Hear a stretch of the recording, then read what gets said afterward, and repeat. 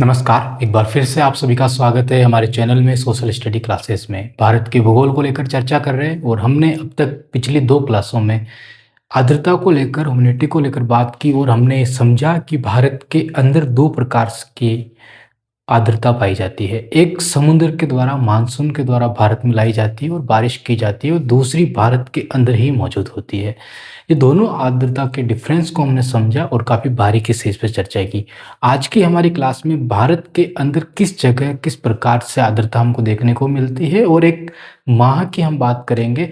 तो आपका काम है कि एक कहानी की तरह कल्पना करना कि भारत को, अगर आप जनवरी के अंदर हैं भारत में, और जनवरी के अंदर भारत के अंदर किस प्रकार की जलवायु आपको देखने को मिलती है। इंडियन क्लाइमेट का थोड़ा सा हिस्सा हम टच करेंगे। तो पूरी क्लास को देख के जाना और बारीकी समझना इसकी क्लास की। सबसे पहले तो आपके सामने भारत का मैप है, जिसके अंदर हमने हर एक हिस्से को काफ़ी बारीकी से थोड़ा चेंज किया है इसके अंदर और काफ़ी अच्छे से दर्शाने की कोशिश की है कि भारत के में किस जगह पे किस प्रकार की आर्द्रता पाई जाती है। मतलब कि हवाओं के, देखो आर्द्रता का सीधा सा अर्थ यही है, कोई अलग से नहीं है। समझना कि हवाएं चल रही है, काफ़ी तेज हवाएं चल रही है। अब हवाएं जो चल रही है काफ़ी तेज चले या शांत चले, वो तो उनके ऊपर है कि किस प्रकार का मौसम है, किस प्रकार से हवाएं चल रही है, आंधी आ रहा है, तूफान आ रहा है, जो भी चीज़ें आ रही हो। लेकिन वहाँ पे एक चीज़ को नोटिस करना है कि हवा जो चल रही है वो काफ़ी ज़्यादा गर्म है, हवा जो चल रही है काफ़ी ज़्यादा ठंडी है, या एक ऐसी लहर है जो आपको सुहानी लग रही है, मतलब आपको आनंद आ रहा है उसके अंदर खड़े होके, हाँ कि ठीक हवाएं चल रही है। जैसे कि बारिश आने से पहले कुछ ठंडी हवाएं चलती है, काफ़ी ज़्यादा गर्मी पड़ रही है, बारिश आने से पहले कुछ ठंडी हवाएं चलती है, लेकिन बारिश आने से पहले कुछ आंधियाँ भी चलती है, उसमें भी आपको मज़ा आता होगा। ठीक है, तो वो सारी चीज़ें हैं। तो हमने काफ़ी बारीकी से इस मैप को दर्शाने की कोशिश की है और आपके सामने इसको रखने की कोशिश की है, तो अच्छे से समझना। सबसे पहले हमारा जो देश है उसकी अक्षांश और देशांती स्थिति की अगर बात करें तो ये ग्लोब के मानचित्र में हम देखेंगे तो ये किस तरफ है, पूर्व की तरफ है और उत्तर की तरफ, इसलिए इसको उत्तर पूर्वी गोलार्ध कहा जाता है। उसके बाद अक्षांशी और देशांती विस्तार काफ़ी ज़्यादा है इसमें, मतलब ये 8 डिग्री से लगाकर 37 डिग्री तक मिलता है, इधर 68 डिग्री से लगाकर 97 डिग्री तक मिलता है। तो विस्तार में भी काफ़ी बड़ा हमारा देश है। ठीक है, और उसके अलावा हमारे देश के लिए जितने भी विदेशी जो भूगोलवेत्ता आए हैं समझने के लिए भारत की जलवायु को, उन्होंने एक ही बात कॉमन कही है और वो कहा है कि भारत के अंदर ऐसी कोई जलवायु है ही नहीं जो नहीं पाई जाती हो। जैसे काफ़ी सारे देशों में हम जाते हैं तो एक ही प्रकार की उनकी जलवायु मिलती है कि हाँ ये जलवायु ही इस देश के अंदर मौजूद है, या 2 प्रकार की या 3 प्रकार की मिल जाती है मौसम के हिसाब से। लेकिन भारत के अंदर पूरे विश्व की हर प्रकार की जलवायु मिलती है। ठीक है, तो इस बात को भी अच्छे से नोटिस करना। शुरू करते हैं हमारी क्लास आर्द्रता को लेकर। हमारी क्लास है आर्द्रता। हम इसमें स्पेशल बात करेंगे जनवरी को लेकर।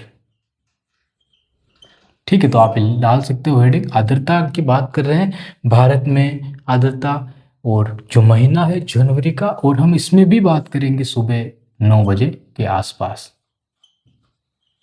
सुबह टाइमिंग होनी चाहिए, बाकी आप दिन में आते आते तापमान बढ़ जाता है, आर्द्रता घट जाती है, तो फिर आप कहोगे कि ये तो झूठ है। लेकिन सुबह का टाइम है, सुबह का टाइम आपको पता है कि हवा भारी होती है, कोहरा होता है, तो कोहरे को भी आप समझ जाओगे तो वो सारी चीज़ें आपको एक साथ मिल जाएगी। हवा भारी होती है, कोहरा होता है, आपको काफ़ी ज़्यादा दूर तक दिखाई नहीं देता है, वाइट वाइट दिख रहा होता है बिल्कुल ही। क्रिकेट खेलने जाते हो, बॉल नहीं दिखती, कौन फेंक रहा है। अभी इंस्टाग्राम पे रीलें चल रही है, आपको पता है बॉल फेंकी गई, वो व्यक्ति जो लेने गया बॉल वो किसी चाइना में चला गया, किसी और देश में चला गया था। तो इस तरह की चीज़ें क्यों बनाई जा रही है, क्योंकि काफ़ी ज़्यादा हवाएं भारी हो गई है, ऊपर उठ नहीं सकती है। कितना पावर लगाए, गर्मी पड़ेगी तो हवाएं ऊपर उठेगी, उठेगी कैसे। जब जून का महीना आएगा, अप्रैल मई जून जुलाई का महीना आएगा, हमारा हिट जोन बनेगा जैसलमेर के अंदर। हिट जोन जब बनेगा तो हवाएं हल्की होगी, हल्की होगी तो उनके अणु जो दूर दूर भागने लगेंगे, भागने लगेंगे तो हल्की हवाएं अब आसानी से ऊपर उठ जाएगी, ऊपर उठ जाएगी। लेकिन उसमें कोहरा तो आपको दिखेगा ही नहीं, क्योंकि कोहरा तो तब दिखेगा जब हवाएं सिकुड़ने लगेगी, भारी हो जाएगी, जो बिल्कुल बारीक था वो बूंदे बनने लगेगी और छोटी छोटी बूंदे आपके आसपास दिखने लगी। आप दौड़ के जाओगे तो आपके शरीर के, मतलब कपड़ों के ऊपर छोटी छोटी बर्फीली बूंदे आपको दिखने लगेगी। ठीक है, तो ऐसी चीज़ें बनती है। तो चलो शुरू करते हैं। अब समझना है यहाँ पे, ये जो रेड लाइन आपको दिख रही है, देखो ध्यान से, यहाँ से लगा के ये रेड लाइन पूरी, इसको समझना सबसे पहले तो कि एक कहानी की तरह समझना इस चीज़ को, काफ़ी बारीकी से समझ में आएगी। यहाँ से लगा के यहाँ तक, और फिर ये दोनों चीज़ें, ये हमारा जम्मू कश्मीर लद्दाख वाला इलाका, फिर हिमाचल प्रदेश, हरियाणा, पंजाब, ठीक है, फिर इधर हिमाचल प्रदेश, उत्तराखंड, यूपी, बिहार, ये सिक्किम, यहाँ पे डोकलाम विवाद जो हुआ था सिक्किम के अंदर, ये सिक्किम का मतलब कि ये उधर भूटान, सिक्किम, यहाँ पे डक है, यहाँ पे 22 किलोमीटर का रास्ता, तो देखो यहाँ पे नेपाल और इनके बीच में है, और 23-40 किलोमीटर का एक चुंबी घाटी चीन में पड़ती है, वहीं पे चीन का विवाद हमारा डोकलाम होता है, 2017 में हुआ था। जो फिर अगर यहाँ पे कुछ मैटर हो जाए तो देखो सबसे जियोग्राफिकल चोक पॉइंट है सबसे बड़ा हमारा, अगर यहाँ पे कुछ मामला मैटर हो जाए तो पूरा ये 7 राज्य हमारे कट जाएंगे। और हमारी एक रेलवे लाइन भी यहाँ पे बिछाएगी। देखो दूसरी जगह हम रेलवे लाइन बिछा भी नहीं सकते हैं यहाँ पे, क्यों नहीं बिछा सकते हैं, क्योंकि रास्ता ही नहीं है हमारे पास कोई दूसरा जो हमें यहाँ पे लेके जाए, तो हमारी मजबूरी है कि हम इसी 22 किलोमीटर की चौड़ाई वाले इस रास्ते से हमारे इन 7 राज्यों से जुड़े, ठीक है। आर्द्रता पे आते हैं हम, तो ये इलाका, ये असम, अरुणाचल प्रदेश, ठीक है, ये जो राज्य हैं आपको नाम पता है सबके, नागालैंड, मणिपुर, ये जो भी इलाके, यहाँ से इनको हटा दीजिए बस, त्रिपुरा और इनको हटा दीजिए, बाकी यहाँ से ऊपर वाले ये सारे राज्य। ध्यान से नोटिस कीजिए इनको, ध्यान से नोटिस कीजिए कि महीना चल रहा है जनवरी का। महीना कौन सा चल रहा है? जनवरी का महीना चल रहा है। और जनवरी के महीने के अंदर जब हम सूर्य की बात करते हैं तो सूर्य की स्थिति यहाँ पे होती है, मकर रेखा पे होती है, और ये 0 डिग्री लाइन है, और कर्क रेखा है यहाँ पे 23.5 डिग्री, ये स्थिति बनती है। और हमारा देश इस जगह पे मौजूद है, ठीक है, हमारा देश यहाँ पे मौजूद है, और यहाँ पे सूर्य की स्थिति है, तो सूर्य हमसे काफ़ी ज़्यादा दूर है, काफ़ी ज़्यादा दूर है, तो वहाँ पे गर्मी इतनी नहीं पड़ेगी। और ख़ास करके उत्तर भारत में, ख़ास करके कहाँ पे, इस जगह से लगा के यहाँ तक, देखो ध्यान से, यहाँ तक, यहाँ पे ज़्यादा गर्मी नहीं पड़ेगी। अब 2 चीज़ें होती है, हवाओं के अंदर पानी कब मौजूद रहेगा? जब मौजूद रहेगा जब वहाँ पे या तो हवाओं के अंदर काफ़ी ज़्यादा गर्मी पड़ रही है तो समुद्र से वो पानी लेके आएगी, तो हवाओं के अंदर काफ़ी ज़्यादा पानी होगा। पहली चीज़, आर्द्रता पानी ही होता है एक तरीके से, तो पानी लेके आएगी तो उसमें उनमें पानी होगा। लेकिन गर्मी पड़ ही नहीं रही है, समुद्र से पानी लाया ही नहीं जा सकता है भारत के अंदर, ठीक है, गर्मी पड़ ही नहीं रही, समुद्र से पानी लाया ही नहीं जा सकता, तो फिर हवाओं के अंदर पानी कहाँ से आएगा? तो आप खुद सोचिए, जब भारत के अंदर मौजूद हैं नदियाँ, भारत के अंदर मौजूद है नदियाँ, भारत के अंदर मौजूद है झीलें, भारत के अंदर मौजूद है वनस्पतियाँ, पेड़ पौधे, ठीक है, ये तीनों चीज़ें हैं, ये माइक्रो क्लाइमेट का काम करती है देश के अंदर। माइक्रो क्लाइमेट, इसको समझना है यहाँ पे। अब हमने इसकी बात की, ध्यान से समझना है इस चीज़ को, क्योंकि ये जियोग्राफी का काफ़ी महत्वपूर्ण पॉइंट है। ये पूरा इलाका देखिए आप, पूरा इलाका। अब बताइए मुझे, भारत के इधर नज़र डालिए, इधर से इस तरफ भारत के नज़र डालिए आप, 12मासी नदियाँ काफ़ी कम आपको देखने को मिलेगी, बल्कि प्रायद्वीप भारत में आपको मौसमी नदियाँ ही ज़्यादा देखने को मिलेगी। अगर 12मासी नदियाँ देखने को भी मिलेगी तो भी उनके अंदर पानी काफ़ी कम हो जाएगा, ठीक है, मौसम निकला बारिश का और उसके बाद से। लेकिन यहाँ पे नज़र डालिए आप, यहाँ पे आपको 12मासी ही नदियाँ देखने को मिलेगी, चाहे यमुना हो गई, चाहे गंगा हो गई, तो माइक्रो क्लाइमेट काफ़ी ज़्यादा बनेगा यहाँ पे। तो इसलिए 80+ आर्द्रता, 80% से मतलब कि 100% हवा में 80% पानी मौजूद रहेगा, ठीक है, आर्द्रता टोटल 100% पानी होगा, ठीक है, हमारे पूरी खचाखच पानी से भरी हुई है। ऊपर उठने का मतलब इतना वजन है उनके, दबी हुई है ज़मीन के अंदर, थोड़ी सी ऊपर उठी तो उनका परसेंटेज कम हुआ, और ऊपर उठी थोड़ा और परसेंटेज कम हुआ, काफ़ी ज़्यादा ऊपर चली गई, परसेंट ही खत्म हो गया बिल्कुल ही, मतलब एक तरीके से सूखे बादल, कोई पानी नहीं है, इस तरीके से होता है। तो हवाओं के अंदर 80% से ज़्यादा पानी है। एक तो हिमालय काफ़ी ऊँचा है तो ठंड काफ़ी ज़्यादा पड़ेगी वहाँ पे, ठीक है, जनवरी का महीना है, सूर्य की स्थिति मकर रेखा पे, आप ध्यान से देखिए, हम बात कर रहे हैं कर्क रेखा से भी ऊपर की। अब जितना ऊपर जाएंगे उतना तो ठंडी जलवायु हमको मिलेगी। तो ये जो इलाका, एक तो 12मासी नदियाँ, वो नदियों की भाप जो बनती है वो ऊपर पहुंच नहीं पाएगी क्योंकि गर्मी पड़ नहीं रही, वो एक स्थिर जगह पे रहेगी। तो आपको जो कोहरा देखने को मिलता है कि बिल्कुल कुछ नज़र नहीं आ रहा है और सुबह का टाइम है, तो वो यही कारण है कोहरा, क्योंकि वो जम जाता है, स्थिर हो जाता है वहाँ पे। ठीक है, इसके कारण पहला पॉइंट तो ये हिमालय काफ़ी ज़्यादा ऊंचा है। दूसरी चीज़ है कि इधर से आने वाली जो हवाएं हैं वो हवाएं हिमालय के उधर हवाओं को रोक देती है। हवाओं को उधर रोक देती है तो उससे क्या होता है कि हमारे इधर जो -20-30 डिग्री तापमान जा सकता था वो 10 डिग्री पे ही रह जाता है, माइनस में नहीं गया है। ठीक है, ऐसी स्थिति होती है। तो अगर वो यहाँ पे आ जाता तो आप ये मान के चलिए कि यहाँ पे जो नदियाँ हैं और जो माइक्रो क्लाइमेट बनता है, फिर कोहरा इतना भयंकर पड़ता है कि आपको कुछ भी दिखाई नहीं देता और पूरे दिन दिखाई नहीं देता। इतनी भयंकर ठंडी जलवायु हमको यहाँ पे मिलती। लेकिन हिमालय की बदौलत सुरक्षा दीवार कहा जाता है, वो यही कारण है कि सुरक्षा दीवार के कारण इतना कोहरा नहीं पड़ पाता है। दूसरी चीज़, इतनी ज़्यादा ठंडी जलवायु नहीं है हमारी जितनी हमको होनी चाहिए थी, क्योंकि जो सूर्य की स्थिति है वो मकर रेखा पे है 23.5 डिग्री और 23.5 डिग्री। तो आप मान के चलिए 47 डिग्री सूर्य हमारे देश से दूर है। 47 डिग्री हमारे देश से दूर है या 40 डिग्री। अब 40 डिग्री सूर्य हमारे देश से दूर है और सूर्य की रोशनी ज़्यादा से ज़्यादा 66.5 डिग्री तक जा सकती है, उसके बाद नहीं जा सकती है। तो 66.5 डिग्री तक सिर्फ रोशनी जा सकती है, वो हल्की सी। ठीक है, तो आप देख लीजिए यहाँ पे 40 डिग्री, तो 20-30 डिग्री का फर्क है, तो काफ़ी कम गर्मी पड़ रही है। ठीक है, यहाँ पे ये स्थिति देखने को मिलती है। अब देखते हैं, आगे चलते हैं। ये पॉइंट हमने देखा और समझा कि क्या होता है। तो यहाँ पे 80+ डिग्री का तापमान हमको देखने को मिलता है, क्योंकि बारहमासी नदियाँ हैं, हिमालय की मौजूदगी है, तो यहाँ पे 80% ज़्यादा आर्द्रता मिलती है। ये आर्द्रता कौन सी मिलती है? ये आर्द्रता पेड़ पौधों नदियों से हवाएं भाप बन के ऊपर उठती है और ज़्यादा ऊपर नहीं उठ पाती, वो समतल रह जाती, वो मिलती है। नेक्स्ट पॉइंट पे चलते हैं। अब ध्यान से सुनिए, यहाँ पे ये है पंजाब, ये है राजस्थान का इलाका, और जनवरी के ही महीने के अंदर पश्चिमी विक्षोभ हमारे देश में आते हैं। आपने पढ़ा होगा, हमने पिछली क्लासों में चर्चा भी की थी। पश्चिमी विक्षोभ हमारे देश में आते हैं, दिल्ली के अंदर बारिश कर देते हैं, हरियाणा पंजाब राजस्थान में बारिश कर देते हैं। उनके आने के कारण ये जो हवाएं होती है, कुछ हवाएं इधर चलने लगती है, तो इन हवाओं के अंदर जनवरी के महीने में इन हवाओं के अंदर आर्द्रता मिलती है। तो यहाँ से थोड़ी कम मिलती है, लेकिन पश्चिमी विक्षोभ आने के कारण इन हवाओं के अंदर आर्द्रता देखने को मिलती है।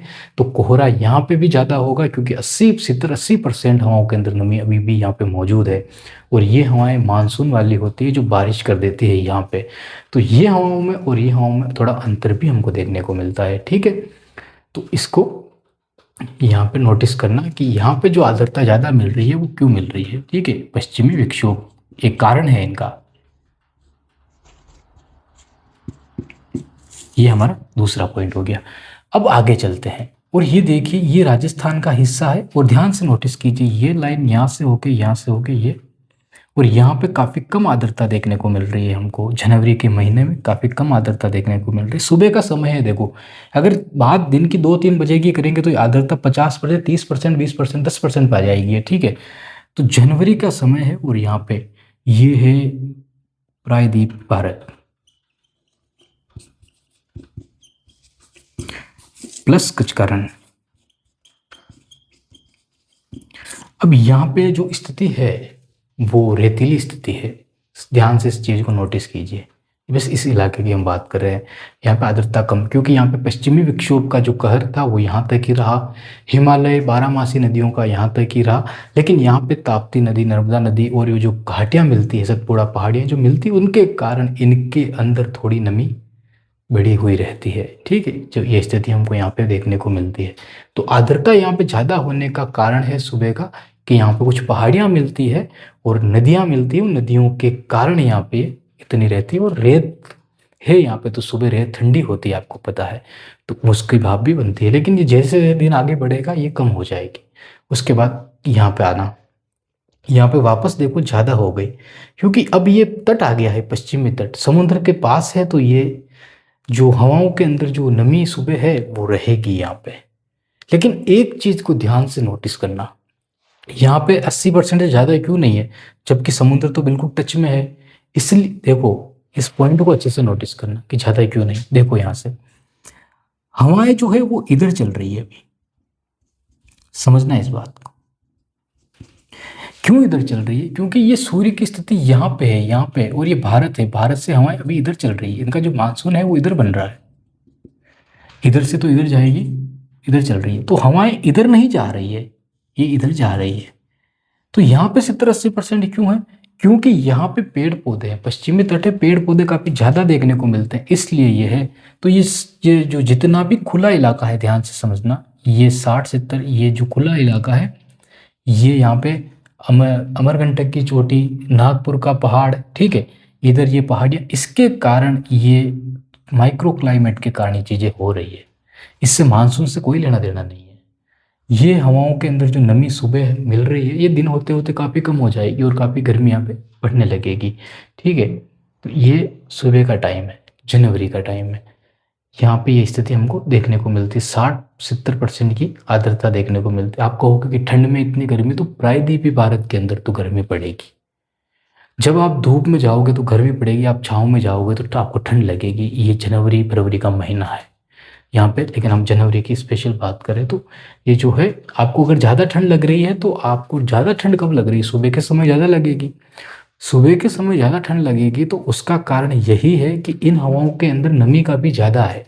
जैसे जैसे ये हवाएं सूखने लगेगी, दिन होते होते सूखने लगेगी, ठंड थोड़ी कम होने लगेगी और वापस ठंड शाम होते होते वापस बढ़ जाएगी, तो ये नमी इनमें बढ़ने लगेगी, ठीक है। अब समझना, ये यहाँ तक हमने इस पॉइंट को समझा, ये पूरा एक ही है यहाँ तक।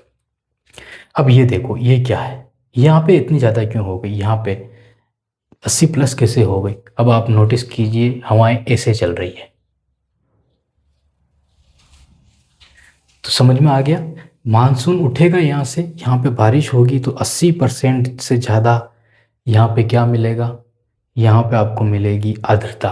और ये मानसून वाली आर्द्रता है, ये माइक्रो क्लाइमेट नहीं है, ये मानसूनी आर्द्रता है। और यहाँ पे जो आर्द्रता है वो माइक्रो क्लाइमेट वाली, यहाँ पे मानसून वाली, यहाँ पे भी मानसून, लेकिन ये पश्चिमी विक्षोभ वाली है। ये बंगाल की खाड़ी से उठाया गया पानी है जो यहाँ पे बारिश कर देता है। तो ये जनवरी के महीने का पूरा हाल है आर्द्रता को लेकर। अब आपको आर्द्रता काफ़ी अच्छे से और बारीकी से समझ में आ गई होगी। अब बता सकते हो आप आसानी से कि आर्द्रता क्या होती है, भारत के अंदर कितनी प्रकार की आर्द्रता? देखो, कोई प्रकार है नहीं है, हवाओं के अंदर पानी कितना है बस उसके आधार पर। लेकिन पानी समुद्र से आया है या नदियों के द्वारा उठा है? अगर पानी समुद्रों के द्वारा आता तो बारिश करता है, क्योंकि उसमें काफ़ी ज़्यादा पानी होता है। लेकिन नदियों के द्वारा उठा है, आसपास के क्षेत्रों में हवा पेड़ों के अंदर फंसी हुई है, वही फंसी हुई हवाएं आर्द्रता है बस। जैसे कोई नदी निकली है तो किसी पहाड़ी से निकली होगी, ठीक है, तो निकली है तो हवाएं उठी है, उसी पहाड़ी आगे कोई पहाड़ी आई, हवा वहाँ पे टच हुई, वहाँ पे इकट्ठी होने लगती है, वो कोहरा जमने लगता है। जब भी आपने देखा होगा मंगरे, ठीक है, जो टीले होते हैं, देखा होगा तो उसके आसपास काफ़ी ज़्यादा कोहरा देखने को मिलता है। थोड़ी थोड़ी ऊंचाई पे उठने की कोशिश करती है हवाएं और वहाँ पे काफ़ी ज़्यादा कोहरा इकट्ठा होने लगता है। वो कारण क्या है? वो माइक्रो क्लाइमेट है। इसको अगर समझेंगे तो अगली हमारी क्लास में आप काफ़ी बेहतर तरीके से इन चीज़ों को नोटिस कर पाएंगे और समझ पाओगे। तो ये जो जियोग्राफी की हम बात कर रहे हैं, ये एडवांस जियोग्राफी, इसके अंदर हर एक चीज़ को हम शामिल करके आपको बता रहे हैं। नेक्स्ट क्लास में हम कोशिश करेंगे कि जनवरी की बात की, अप्रैल मई जून जुलाई, जुलाई की बात करेंगे, क्योंकि जुलाई के अंदर भारत के अंदर एक मानसून आता है। 15 जुलाई मानसून भारत के अंदर आता है। तो ये सारे माइक्रो क्लाइमेट हट जाएगी, एक नया मौसम भारत के अंदर आएगा और उसकी आर्द्रता हम देखने की कोशिश करेंगे कि अब भारत के अंदर कौन सी आर्द्रता है और किस प्रकार से है, तो किस प्रकार भारत बदलता है। बहुत बहुत धन्यवाद आपका। आज पूरी क्लास देखना, शेयर करना इसको। बहुत बहुत धन्यवाद।